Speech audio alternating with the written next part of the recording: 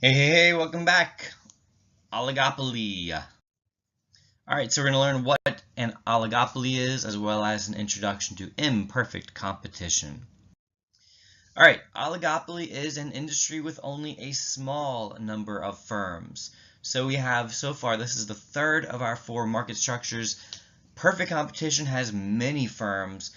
Monopoly has one single firm, and this one has a small number of firms.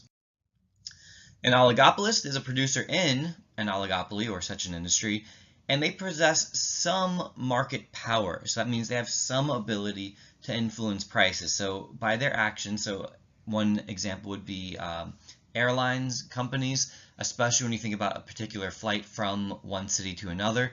For instance, I did Fort Lauderdale to New York, and there's really only three companies that consistently do non-stop Fort Lauderdale to New York. Two of them are Delta and JetBlue, so that's a good example of an oligopoly.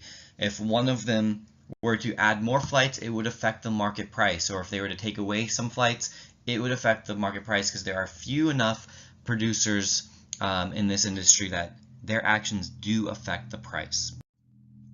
All right, so in imperfect competition, man, I just said all this. So, all right, so you get to hear it again.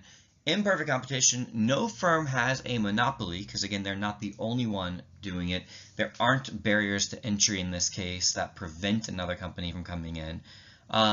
So because there's only a few producers, each of them can affect market prices. So again, if JetBlue were to add more flights to New York, that price of the flights, the market price would go down.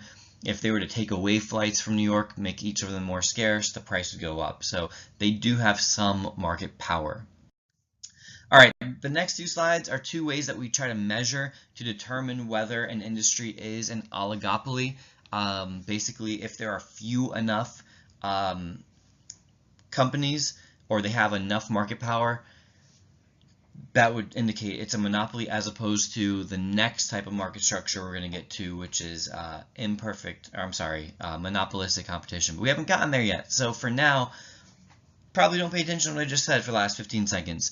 Concentration ratio measures the percentage of industry sales accounted for by the X, and this can be any number. It's usually 4 or 8, though. Largest firms, typically either the 4-firm concentration ratio or 8-firm concentration ratio. So what this means is you look at the sales of the airplane industry, or okay, this one is the mobile handset manufacturers in the United Kingdom.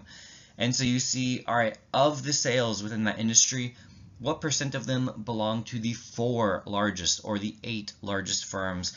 And again, this gives us a good idea of whether it's an oligopoly or not. The more concentrated it is, the more it will be determined to be an oligopoly.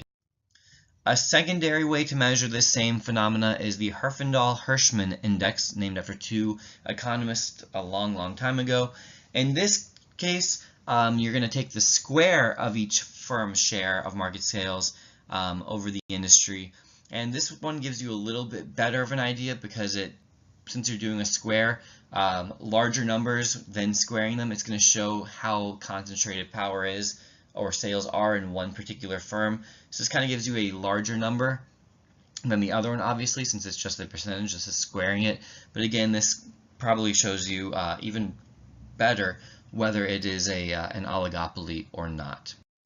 This has been a La Money production.